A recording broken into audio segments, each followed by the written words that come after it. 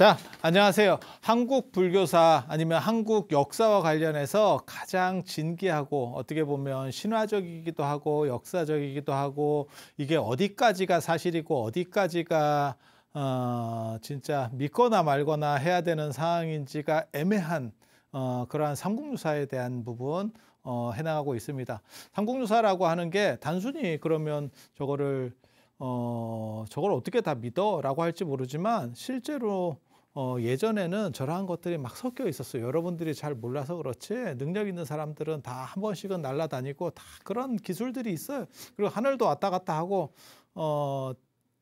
지금 사람들이 업장이 두터워서 이게 잘 안 돼서 그래요. 그래서 진짜 재밌는 얘기 해드릴까 갑자기 생각나서 하는 얘기인데 장암경의 세기경이나 이런 데 보면 태초에 인류가 어떻게 생겼나를 가지고 얘기를 하거든요.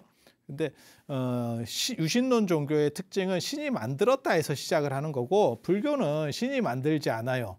불교는 인과론이기 때문에 신에 대한 이야기가 없습니다. 그래서 어떻게 이 세상이 시작되냐면 이 세상이 다 파괴되고 성주개공하는데 다 파괴되고 저 맨 위에 이 세상이 파괴될 때 맨 위에 신들의 세계가 차례대로 파괴되거든요. 신들의 세계도 낮은 데부터 이렇게 차례대로 파괴되는데 맨 위에 있는 세계들은 이게 파괴가 안 된다는 거예요. 이게 뭔 얘기인지 저도 잘 못 알아듣겠는데 안 된다는 거예요. 그래서 여기 있었던 영혼들이 전부 위로다가 다 이렇게 피난을 간대.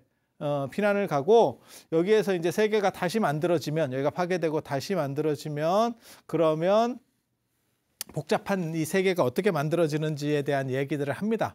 그런데 간단하게 얘기하면 마치 뭐 우유 끓였을 때 이렇게 우유를 끓이면 위에 유막 같은 게 생기면서 이렇게 되거든요. 그래서 물 위에 이러한 땅들이 이렇게 생긴다 뭐 이런 얘기들을 하는데 저게 유목민 신화에서 나타나는 걸 거예요. 그리고 거기에서 가장 대표적인 게 유해교반이라고 우유바다 휘젓기라는 이야기가 힌두교 쪽에는 있죠. 힌두교 쪽에는, 불교 쪽에는 그 얘기는 없는데, 그래서 힌두교 쪽 그 얘기가 이제 묘사돼서 석조로다가 쫙 만들어지는 게 앙코르 톰 같은데 양 옆에 이렇게 악마하고 신들하고 큰 뱀, 바수키라고 하는 큰 뱀을 놓고 줄다리기를 하는 모습으로 조각이 됩니다. 그래서 그런 식으로 처음에 땅이 만들어져요. 그리고 엄청나게 뭐 큰 빗방울이 막 떨어지고 차축만한 빗방울이 떨어진대. 이렇게 이만한 빗방울들이 막 떨어지는가 봐. 최초에. 그래가지고 쭉 땅이 만들어지면 그 땅 위에 되게 재밌어. 땅 위에 여기에 있는 신들이 저게 뭐지? 이러면서 한번 내려온대. 구경삼아. 구경삼아 내려온대. 그때 거기에서 짐이라고 하는 어떤 맛있는 게 이렇게 좀 생긴다네. 이게 되게 재밌는 거예요. 이게 뭐하고 똑같은 얘기라고 저는 생각을 했냐면 저걸 읽으면서 구약에 보면 만나라고 하는 게 있거든요. 만나. 그래서 예전에 우리 다시다, 만나 뭐 이런 게 있었죠. 만나. 그렇게 해서 그 땅에서 뭔가 이렇게 나오는데 그걸 먹으면 뭐 이렇게 사람이 그러니까 곡식 계열인 것 같은데 묘사된 걸로 보면 천연적으로 생기는 균사체인가 뭐 싶기도 하고 그렇게 해서 그걸 먹었대. 그래서 그런 게 나온다는 거예요. 그래서 이 사람들이 원래는 하늘을 날아다니고 신들이니까 날아다니고 그다음에 몸에서 빛이 나는데 여기에 땅 위에 그러한 짐이라고 하는 게 만나랑 굉장히 비슷해요. 묘사된 걸 보면 그렇게 해서 그거를 호기심 천국이 그걸 먹는데 그걸 먹으면 걔 몸에서 빛이 점점 이뤄지면서 약간 아편과인가 봐. 한번 먹이기 시작하면 계속 먹어야 되는가 봐. 그래서 먹다 보면 몸에서 빛이 좀씩 사라지고 애가 무거워져서 나르지 못한대. 여러분하고 비슷해요. 여러분들도 원래 나를 수 있었는데 이게 많이 먹어서 못 나르는 거거든. 무게 제한에 걸려서. 그래서 지금 그렇잖아.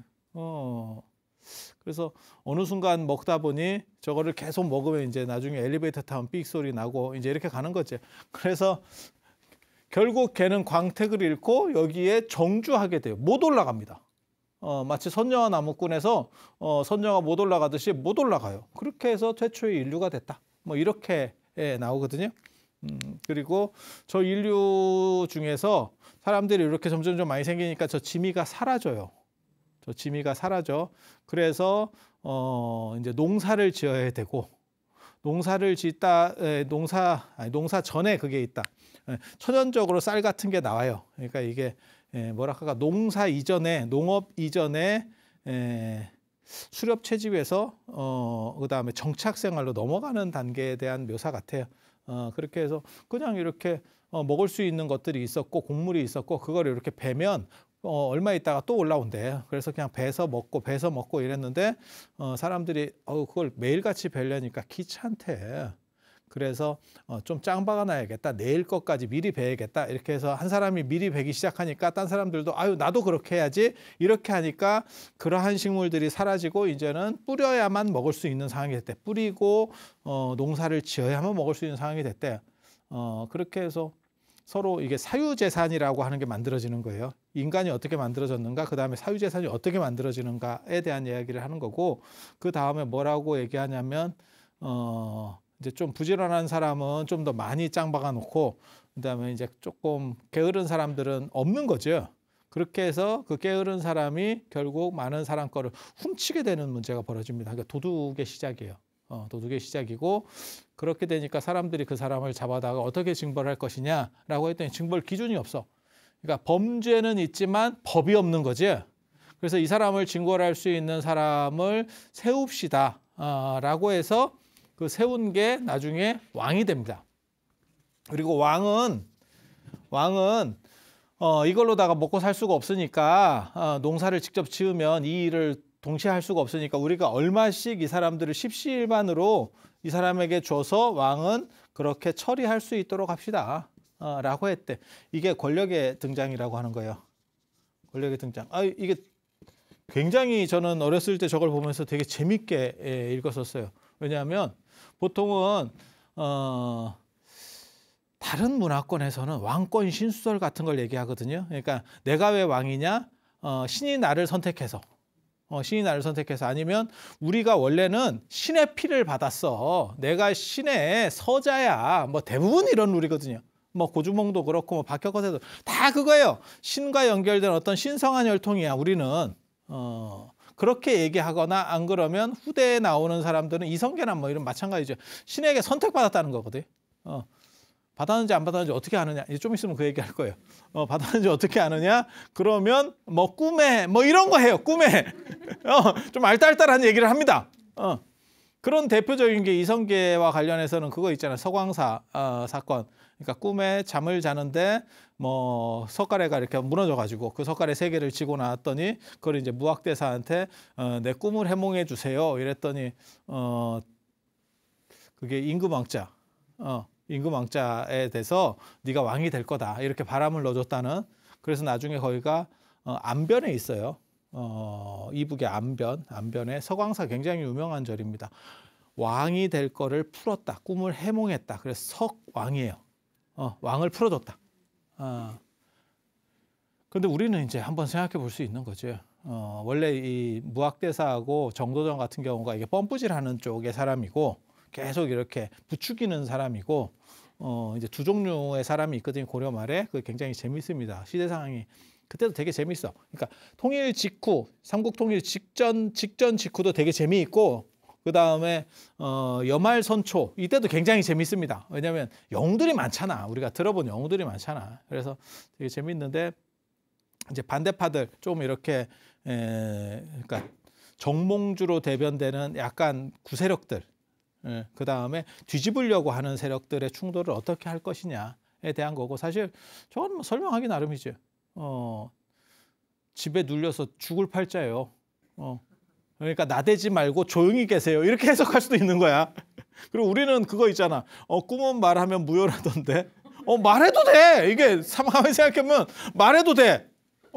왜 그런 거 있잖아요. 말하고 말 입 다물고 가만히 있으면서 복권이나 사 이렇게. 그거 굉장히 위험한 발언입니다. 왜냐하면 입 다물으라는 뜻은 뭐냐면 이거 굉장히 재미있다. 꿈의 확률을 높이는 방법이에요. 꿈을 맞추는 확률이. 왜냐하면 입 다물고 있는 상태에 내가 복권을 샀어. 떨어졌으면 말 못하지. 개꿈이었네. 이러면서 자기 혼자 삭히고 끝나겠지. 맞추면 어떤 일이 벌어져요? 내가 그 꿈 사서 그 꿈을 꾸고 복권을 샀더니 맞았어. 이렇게 부른다고. 그러면 마치 꿈에 의해서 인과관계가 성립되는 게 훨씬 더 많은 것처럼 사람들을 호도하게 되죠. 그래서 꿈이 영험한 것처럼 그렇지만 꿈은 대부분 다 개꿈입니다. 별로 믿을 거 못 됩니다. 그냥 그러려니 하면 됩니다. 그러려니 하면 됩니다. 그래서 이 권력의 왕의 등장을 저는 왜 굉장히 중요하게 봤냐면 저거는 어떻게 보면 국민들이 왕을 세우는 백성들이 왕을 세우는 구조. 그래서 근대국가적 사고 아닌가라는 생각 때문에 굉장히 재밌게 봤어요. 그리고 저기에서 말하는 거 뭐냐면 신이 왜 인간이 되느냐. 저게 이제 논리적 모순점은 굉장히 많아요. 그걸 다 뭐 커버치는 건 아니고 그럴 수밖에 없는 게 옛날 사람들의 생각이라고 하는 게 자기 딴에는 엄청나게 대단하다고 생각하지만 지금 보면 그냥 허접지. 제가 늘상 얘기하는 거 있잖아요. 뭐 계속해서 하늘로 올라가려고 그래. 올라가봐야 뭐 할 건데 피부암 걸리는 거 갈 데도 없어요. 제가 늘상 얘기하잖아. 공기만 희박하고 갈 데도 없어. 그러면 하늘로 올라가면 사후세계로 가느냐? 사후세계로 갈 거면 그냥 여기서 가지 뭐하러 하늘로 올라갔다가 사후세계를 가. 사실 말도 안 되는 거거든. 그래서 게다가 기독교도 마찬가지잖아. 되게 재밌잖아. 예수가 죽어서 승천했다고 뭐 그래 올라가서 뭐 할 건데. 그리고 그 올라가도 하늘이 이쪽 하늘이 아니라니까. 유대의 하늘은 이쪽 하늘이죠. 이렇게 지구 본 상황에서 봐봐. 그냥 지도 상황에서 말고 지구 본 상황에서 봐봐. 그럼 이쪽 하늘이거든. 그리고 이게 바깥쪽에 있으면 야 이거 잘못하면 공기 희박한 쪽에 있으면 따라 돌기 힘들다. 저 쉽지 않아. 여기서 얘기하는 거는 그거예요. 신들이 왜 인간이 됐느냐? 그것은 너네가 욕망이 있어서. 그러니까 욕망이 있을 때마다 한 단계씩 떨어지는 거예요. 내려와서 찝쩍거리려고 하는 생각. 그 다음에 거기서 뭘 주워 먹으려는 생각. 그리고 짱 박으려고 하는 생각. 그 다음에 훔치려는 생각. 점점 떨어지는 거죠. 이렇게 보면 단계들이 떨어지는 거죠. 그럴수록 사회가 더 안 좋아진대. 그 얘기를 하는 거거든요. 그래서 설명하는 방식을 저렇게도 설명할 수 있구나. 그리고 저러한 설득력이 어떻게 보면 신이 다 만들었어요 보다 훨씬 더 설득력이 있다라는 생각도 하거든요. 신이 다 만들면 되게 편할 것 같은데 신은 악을 못 만들어.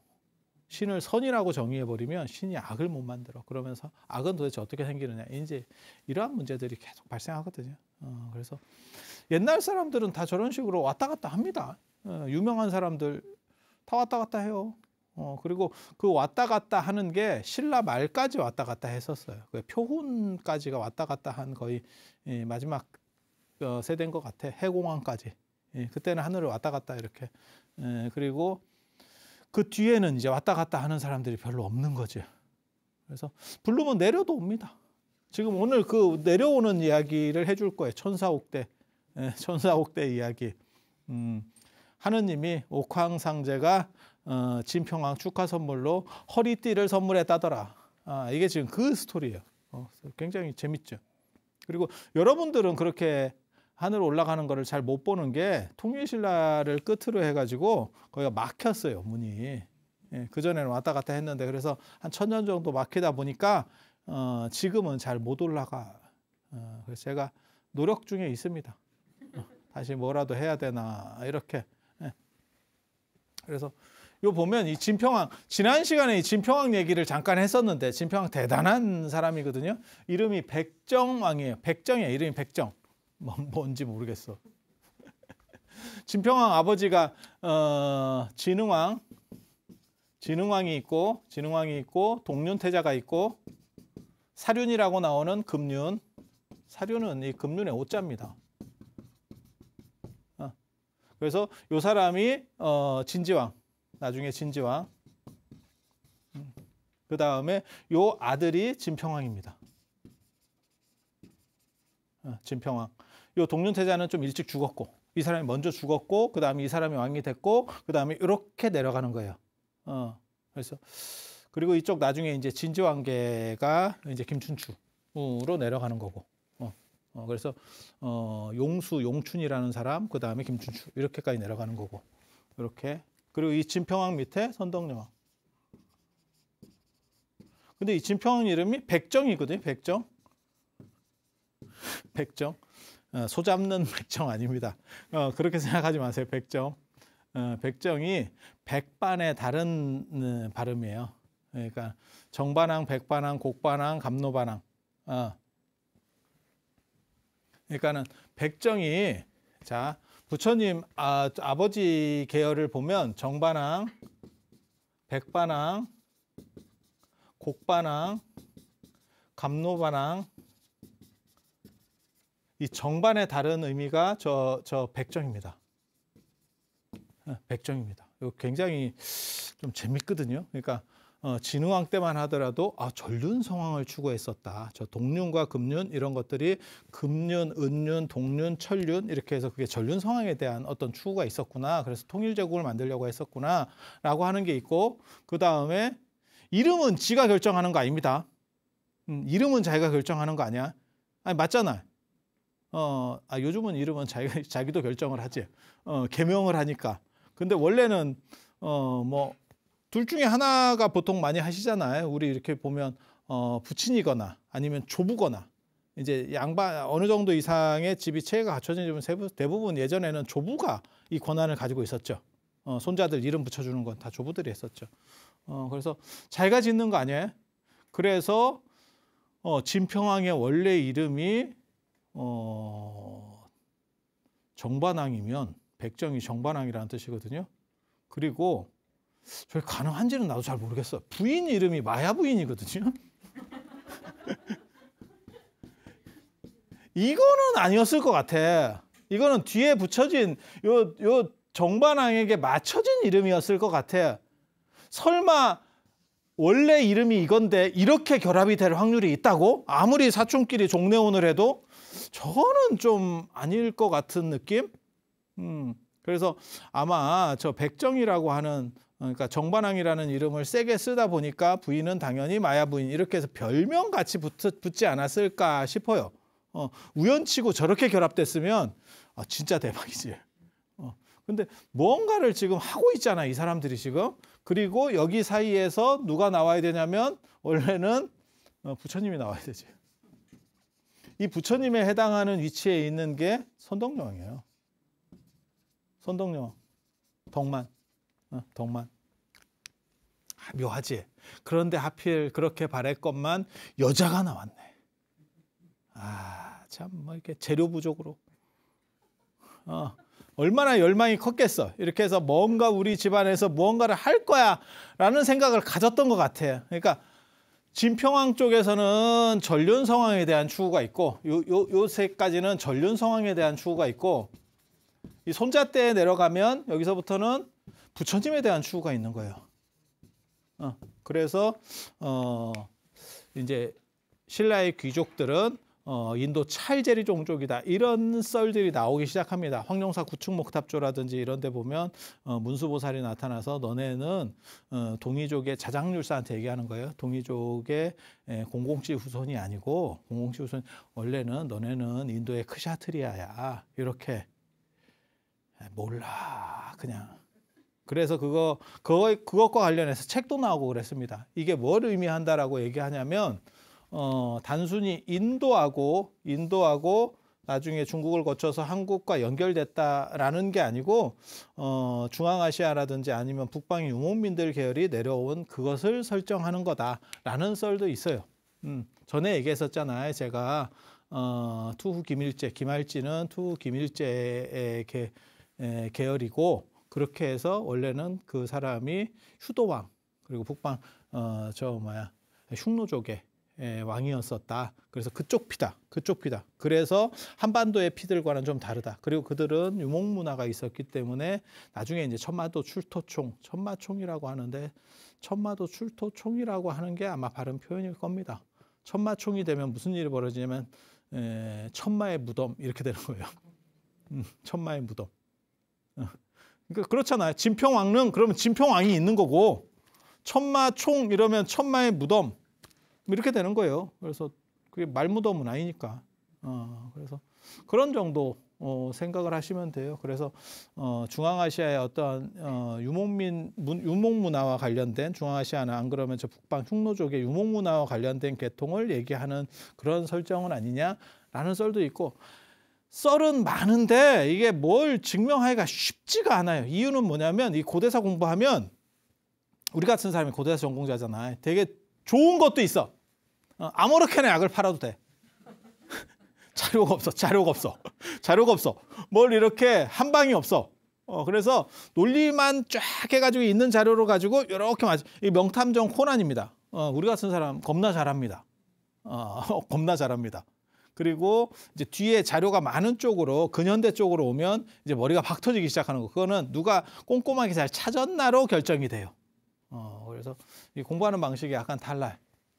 그래서 아무튼 분명한 거는 전륜성왕에 대한 추구가 한 번 있었고 그다음에 여기서는 부처님에 대한 추구가 있고 그런데 알고 봤더니 딸이 나와버렸더라. 애석하게도. 그래서 조금 이제 비끄러지기 시작하는데 여기와 관련해서 전륜성왕 추구, 부처님 추구 이거는 그럼 다 없어졌느냐, 바뀌었느냐 그건 아니에요. 이거에 대해서도 내려가고 있고 그다음에 이게 있고 플러스가 뭐가 있냐면 제석천 신앙이 있습니다. 제석천 신앙. 또 강력하게 나옵니다. 이 제석천 신앙이 아주 강력하게 나와. 그렇게 해서 그게 이제 천사옥대 일권에 나오는 진평왕 재위기간 엄청나게 길다라고 제가 말씀드렸죠. 53년. 박혁거세가 60년이 넘는데 박혁거세를 믿을 수가 없어요. 박혁거세 정도가 되면 그거는 거의 상징성이기 때문에 약간 그 좀 애매한 상황이고 역사 속에서 이 양반은 분명한 사람이니까 저 재위는 진짜 엄청난 겁니다. 그리고 저렇게 재위 기간이 길면 대부분 막판에 조금 이상해집니다. 사람이. 좀 이상해집니다. 오나라의 송건도 그랬고 송건이 약간 얍삽한 원래부터 약간 얍삽하기도 했지만 송건도 재위 기간이 굉장히 길고 양무제도 그렇고 이런 사람들의 특징이 굉장히 잘해요. 어느 정도 이상 굉장히 잘해. 그렇지만 너무너무 오래 살게 되고 재위기간이 길어지면서 주변에 거칠 게 없어요. 그러니까 견제 세력이 싹 사라졌다니까. 그런데 이 사람은 이게 떨어지지. 재위기간이 너무 길어지면 이게 떨어지지. 그래서 진평왕이 하려고 했었던 것 중에 하나가 뭐냐면 지난 시간에 제가 말씀드렸어요. 자기네 집안만 자기 혈통만 붙여가지고 성골로다가 끌어올리려고 했었다. 그래서 성골의 정체는 아마 진평왕 계열만 얘기할 거다. 그러니까 진평왕하고 손덕여왕 정도만 성골인 거예요. 성골인 거예요. 이게 이제 좀 재밌지. 그러니까 백두혈통을 새로 만드는 거라니까. 진평왕이 그만큼 이제 진골 안에서도 강력한 세력을 구축한 거죠. 50년 동안 집권하면서. 그런데 내려올 때부터 대단해요.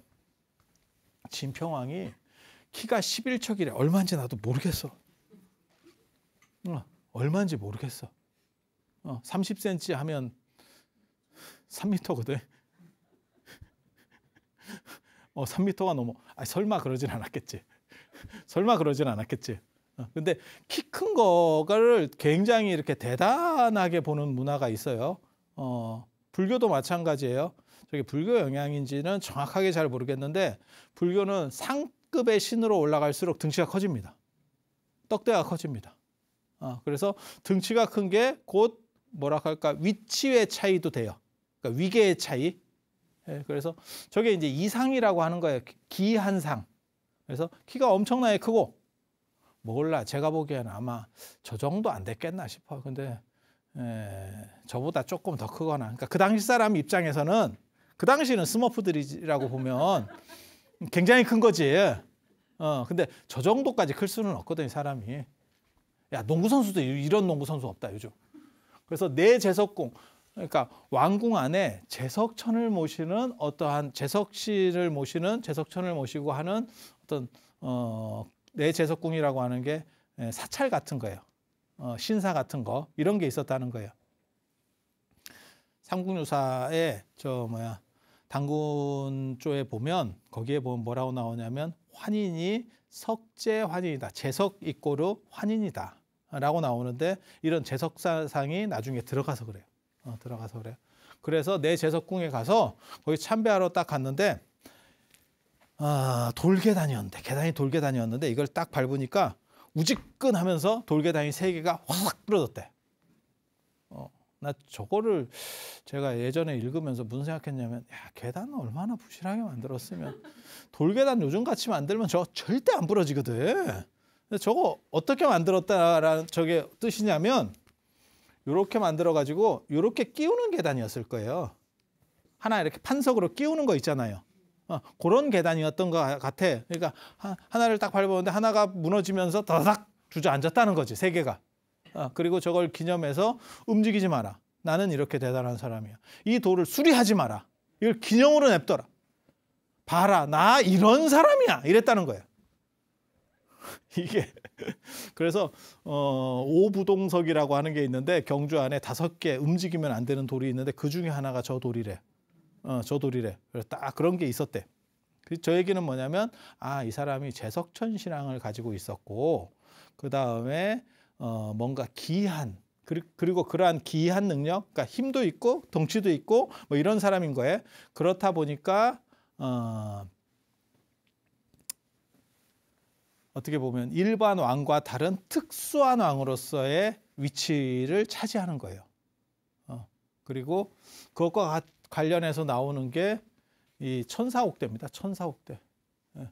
579년에 연도도 나와. 이게 즉위하자마자 즉위원년에 하늘에서 천사가 내려와요. 기독교에만 천사가 있는 게 아니라니까. 천사가 내려와. 그러면서 즉위 선물로 뭘 주냐면 옥으로 만든 허리띠를 줍니다. 옥으로 만든 허리띠.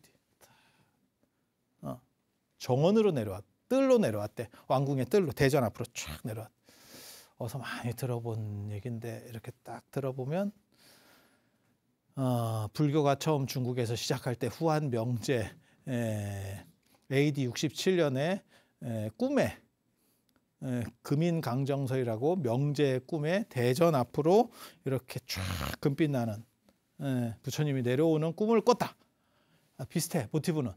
단 여기서는 내려오는 게 제석천의 명을 받은 천사입니다. 쫄이 내려와. 그래서 축하 선물을 주는 거예요. 네가 왕 됐다며? 이러면 축하 선물을 주는 거예요. 이게 왕권 신수하고 관련된 이야기지 싶어요. 왜냐하면 진지왕이 왕이 되고 원래는 진지왕 아들이 왕이 돼야 되는 상황인데 이게 용수거든요. 용수.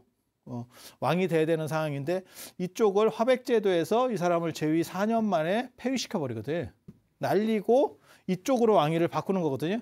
그러니까 이 진평으로 왕을 바꾸는 거. 그러니까 이쪽 계열이 이게 저걸 이제 동륜계라고 합니다. 동륜계, 사륜계 이렇게 나누거든요. 그러니까 저 동륜계가 뭔가 작업을 해서 그리고 왕이 됐는데 원래는 정통 왕이 아니에요. 폐위가 됐더라도 어떻게 보면 왕의 정통성은 용수한테 있거든. 왕 혈통으로만 보면 이쪽에 정통성이 있는 것 같은데 실제로 이쪽으로 넘어가거든. 그래서 요것과 관련해서 무언가 변증을 해야 될 필요성이 있었던 것 같아요. 우리는 정당성을 가지고 있어. 하늘이 우리를 선택했어. 이런 얘기를 하고 싶었던 것 같아요. 그게 천사가 내려와서 옥으로 된 허리띠를 줬다. 라고 하는 거예요. 옥으로 된 허리띠. 천사옥대라고 하는 겁니다. 천사옥대. 천사옥대. 그리고 이 천사옥대가 신라 삼보 중에 하나예요. 신라 삼보. 신라 삼보. 고구려가 이렇게 남진하려고 딱 봤는데 신라에는 3가지 대단한 게 있어서 감히 쳐들어가지 못하겠다. 신물이 있다는 거야. 신물이. 신물이. 그 3가지가 뭐냐면 장육존상. 황룡사 장육존상입니다. 요게 진흥왕 때죠. 진흥왕 때.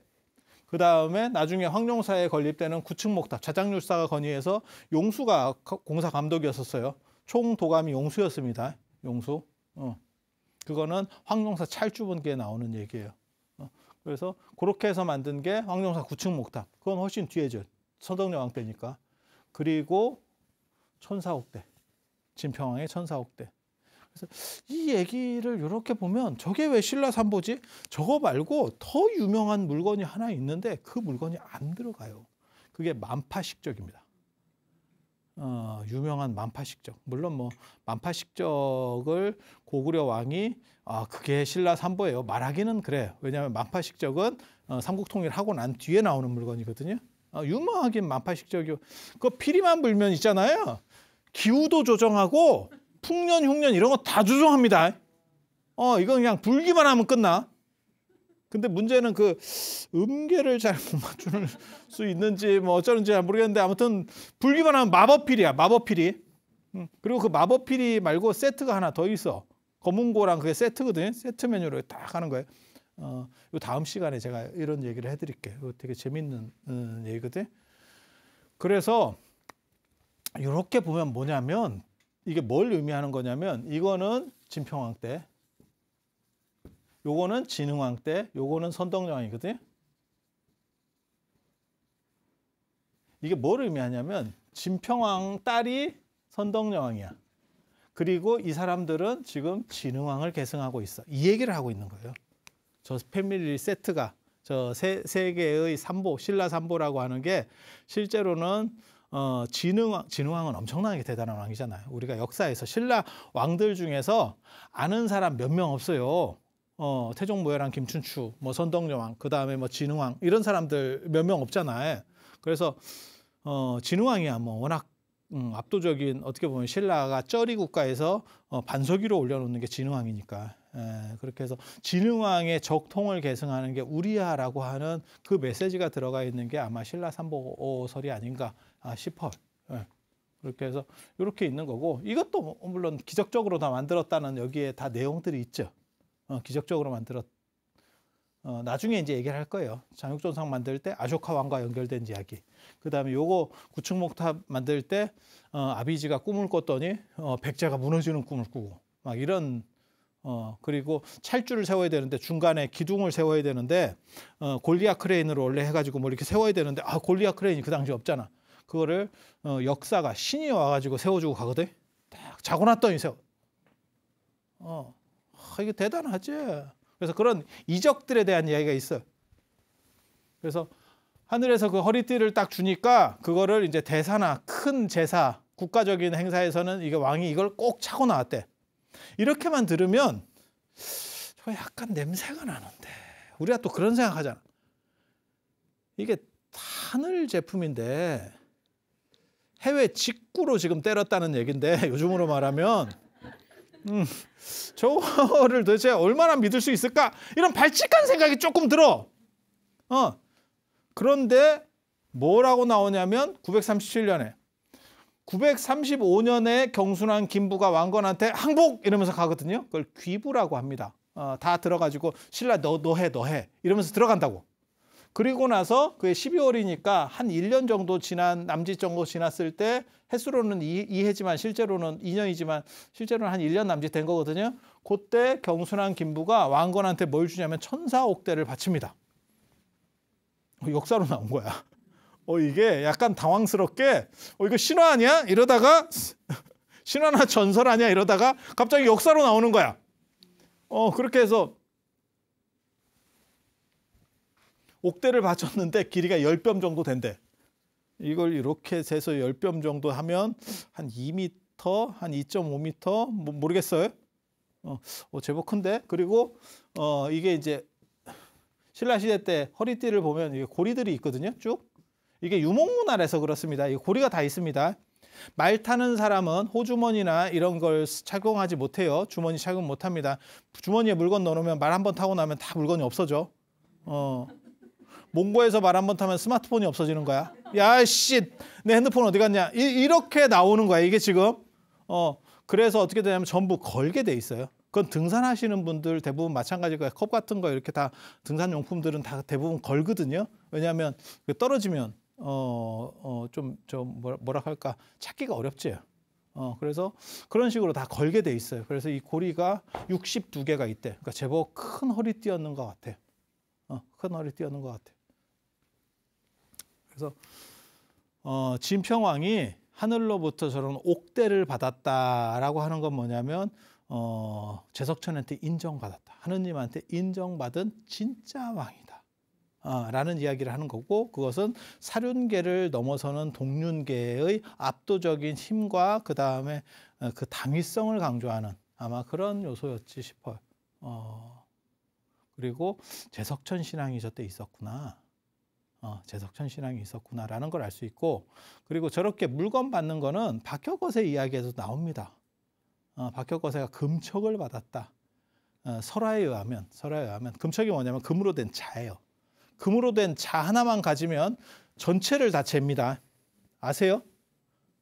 금으로 된 자를 가지고 이렇게 좀 이렇게 서대는 중국의 어떻게 보면 고대 영웅이 한 명 있죠. 그게 복희씨와 여화. 복희와 여화도에 보면 뱀같이 몸을 이렇게 밑에 쪽은 뱀입니다. 이게 뱀입니다. 그래서 이렇게 서로 꼬고 있고, 한 사람은 이렇게 각진 자를 들고 있고, 한 사람은 컴파스를 들고 있어요. 그래서 이 세상을 재단하겠다. 그러니까 문명으로서 자연을 재단하겠다라고 하는, 그래서 자를 받으면 왕 된다는 뜻이에요. 꿈에 자 받아봤어요? 여러분은 꿈에 자를 받아본 게 아니고 깨어 있을 때 자를 받아봤지. 선생님한테 야 손등 대 손바닥, 야 손바닥 말고 손등 이렇게 해서 자로. 그래서 금척, 그 박혁거세 금척 아세요? 박혁거세 금척 그걸로 재면 죽은 사람도 딱 재버리면 살아나. 그거 어디 있는지 알아? 경주에 가면 금척리 고분군이라는 게 있어요. 아니, 진짜 있는데요. 거기에 묻었다는 썰이 있어. 그래서 거기가 금척리야. 금척리 고분군이야. 그 근처에 있어. 그 근처에. 거기 금속 탐지기로 이렇게 잘 뒤다 보면 녹슬지 않았을 거예요. 금이니까. 재기만 하면 죽은 놈도 살리고 병든 놈도 재기만 하면 다 낚을 수 있어. 뭐 대단한 거예요. 그게 우리나라에서 발견되면 우리나라가 세계 최강국이 될 수 있습니다. 이게 질병에 대한 정복, 죽음에 대한 정복이 우리나라에서 이루어지는 거예요, 진짜. 그런데 아직 발굴을 못했다는 거. 이 금척설화는요, 주기적으로 나옵니다. 그래서 이제 최근에는 이제 이성계가 받았다는 거죠. 이성계가 꿈에, 이게 꿈에 좀 그래. 다른 사람들은 이게 유물이 있는데 이성계는 자꾸 꿈에야. 그래서 1392년에 조선이 만들어지거든요. 그래서 1393년에 정도전이 몽금척, 꿈에 금척 어디서 받느냐면 마이산 쪽에서 받았다 하거든. 마이산? 네, 마이산, 저 금당사, 탑사 이런 쪽 그 마이산. 거짓말 같습니다. 이유는 마이산 이렇게 제 석질 자체가 에너지가 모이는 석질이 아니야. 화감 같이 이렇게 큰 게 있어야 되는데 거기 푸석푸석한 돌이거든요. 그런데 에너지 없어. 그런데 에너지 없어. 근데 그 마이산이 예전에도 이게 조금 생긴 게 좀 특이해가지고 좀 그런 썰들이 여러 가지가 있어요. 거기서 받았다 카드라가 있어. 그래서 불교 쪽에는 금으로 된 책 얘기가 나오는데 금경을 받았다. 지자대사가 천태 지자대사가 금경을 떨어뜨렸다. 뭐 이런 거 나오는데 금척이에요. 그래서 정도전이 이제 그거를 몰라. 그게 이성계가 약을 팔았는지 정도전이 그냥 알아서 약을 팔아줬는지는 모르겠는데 몽금척이라고 1393년에 어떻게 보면 악곡을 지어요. 그게 조선의 어떻게 보면 정악 중에 하나입니다. 몽금척, 꿈에 금척을 받았다. 그래서 이성계는 왕이 된 거다. 비슷한 얘기들이죠. 그리고 금척 얘기가 어떻게 보면 이 옥대 얘기보다는 훨씬 많고 역사적으로 봤을 때는 이 잡아는다는 얘기가 굉장히 여러분들도 집에 금 좀 남으면 자라도 하나 이렇게 만들어 놓고 행운의 열쇠 그런 거 필요 없습니다. 그거 내가 뭐하러 만드는지 난 모르겠다. 내 주변에도 뭐 행운의 열쇠 이런 거 만드는 사람들 뭐 이렇게 선물 주고 뭐 어디 퇴직한다 하면 뭐 이런 거 받고 이러는데 진짜 쓸모없는 게 행운의 열쇠. 자로 해, 자로. 금척 하나 받아봐. 그거 어렸을 때 못 받아서 지금 팔자가 안 피는 거예요. 집에 잘 찾아보면 노는 애들이 있을 거야. 금이 노는 애들이 있어. 내가 분명히 알거든. 예전에 90년대 말 2000년대 초에 금돼지 광풍이 한번 일었지. 모든 핸드폰에 금돼지가 한 마리씩 달려있거든. 그 돼지 어디 갔는지 모르겠는데 그 돼지 찾아서 집에서 이렇게 차 만들어. 차 만들어. 그리고 미국으로 통하고 싶으면 인지자로 만들고. 그래서 이게 이제 몽금척이라고 하는 거고, 요 나온 김에 제가 원래는 기편부터 순서대로 하려고 했는데 요 나온 김에 신라삼보하고 버금가는 만파식적이 있어요. 만파식적. 만파식적 한번 다음 시간에 제가 말씀을 드려보도록 하겠습니다. 자, 오늘 들어주셔서 감사합니다.